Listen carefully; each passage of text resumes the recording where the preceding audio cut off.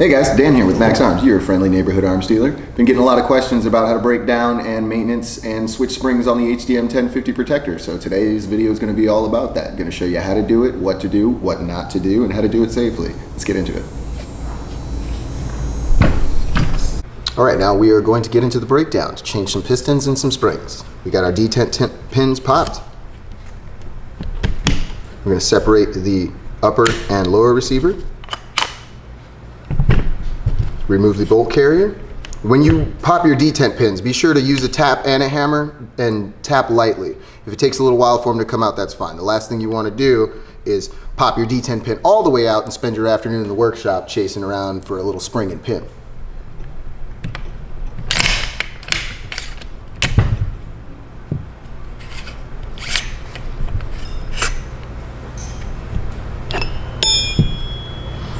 Now we're going to take off our barrel shroud, which is reverse threaded.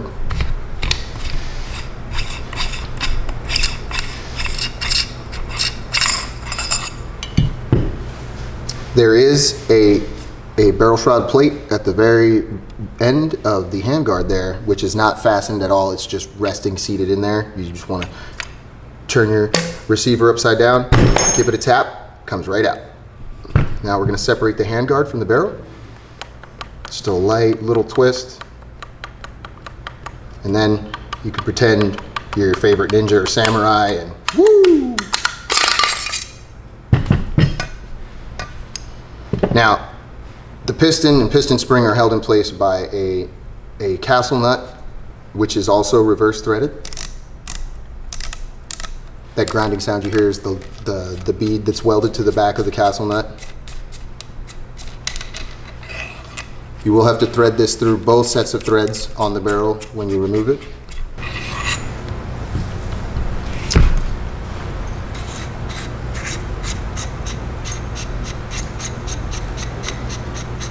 Oh, side note, after the castle nut, this section is regular threaded. And as you start to unload it, unscrew it, you will see that you have your load piston underneath it. Slides right out. We will be switching this to the light spring, piston.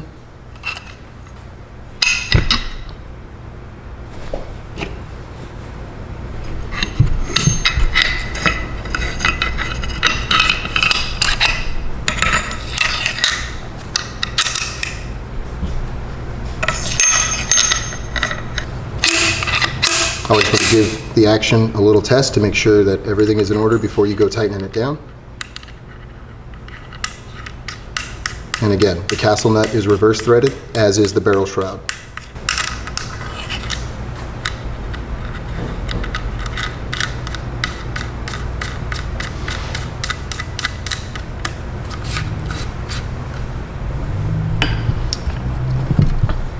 Then we will replace our handguard.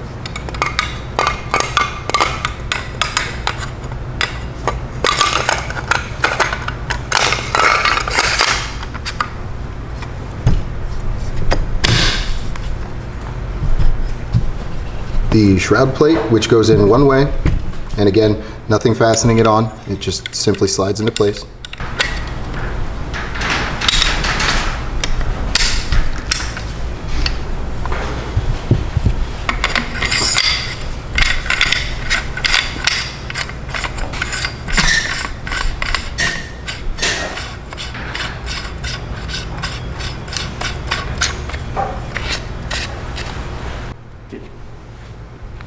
Alright, now we're going to take our bolt and our bolt carrier, reassemble.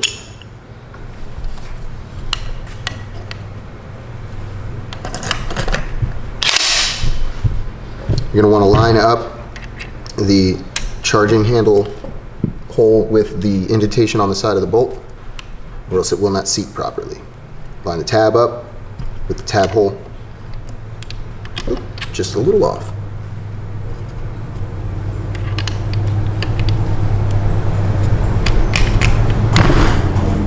Push your bolt forward, or else it will not seat into the lower receiver properly. Now we're going to show you how to replace your buffer spring. Okay, at the top of the butt plate, at the end of the stock, there is a Phillips head screwdriver, a Phillips head screw bit.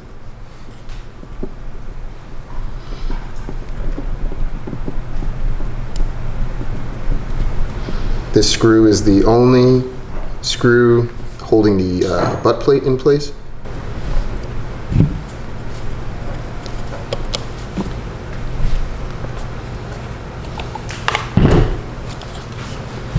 And you're going to take your largest Allen key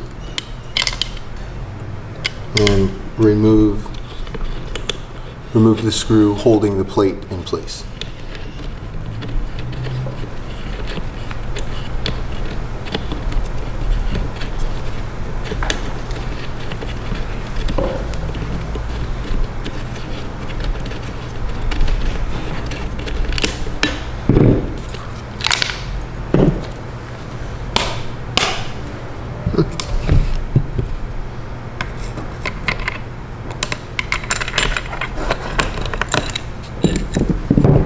The butt plate will slide right off.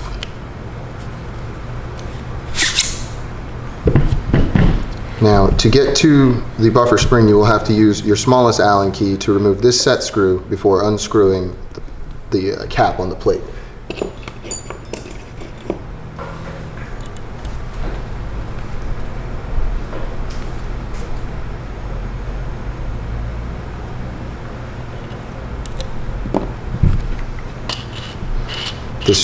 This cap is regular threaded as opposed to the reverse thread found on the upper receiver and barrel.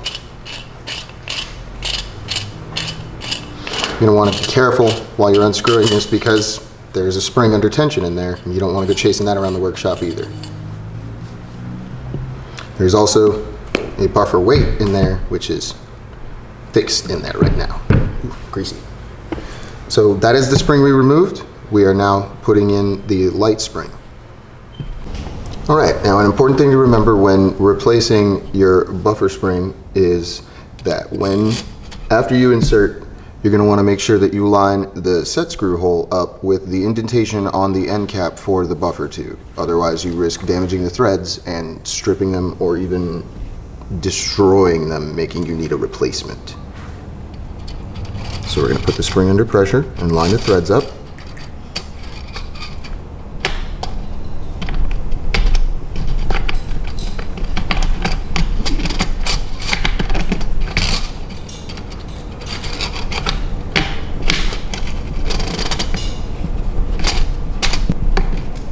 And as you can see, our indentation from the set screw is lined up with the set screw hole, meaning we can now confidently replace the set screw and complete the spring change.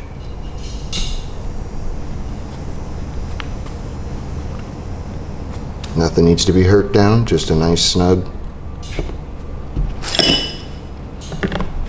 Replace your stock. And the plate and the set screw for the plate.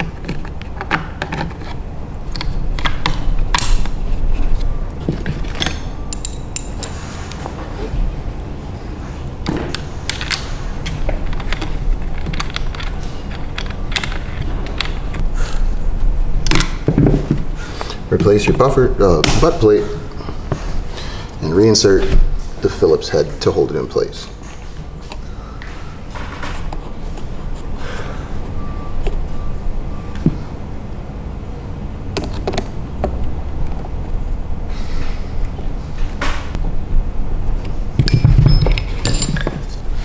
And you are all done.